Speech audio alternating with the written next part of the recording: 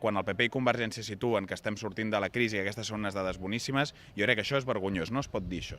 No es pot dir, la gent segueix estant molt malament i les dades que tenim, diguem-ne, d'atur, les perspectives que va donar tant la Comissió Europea com la pròpia EPA eren profundament negatives. I també denunciar que el tipus d'ocupació que s'està creant és una ocupació absolutament precària.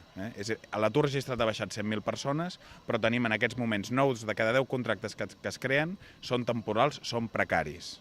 És veritat que l'atur registrat baixa, però haig de dir que si això ho posem en relació a l'enquesta de població activa de l'altre dia, hi ha 450.000 persones menys de població activa.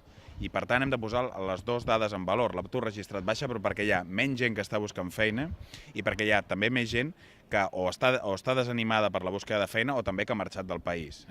Exemple de com una comarca que és productiva en matèria agrícola, en matèria industrial, pot estar molt ben connectada amb un centre de coneixement com aquest campus i això jo crec que dibuixa una mica el futur del que nosaltres volem per l'economia d'aquest país. Nosaltres no volem agressions al territori com Eurovegas, no volem agressions al territori com Barcelona World, volem una economia productiva, basada en el coneixement i creiem des d'aquest punt de vista que aquest és un grandíssim exemple. I crec que ha de tenir molt més suport. Nosaltres des de Brussel·les voldrem veure com la implementació de Bolonya ha afectat a la universitat pública i tots els seus impactes negatius, que n'hi ha hagut molts i crec que hi ha coses que s'han de reformar, però també una altra qüestió molt important.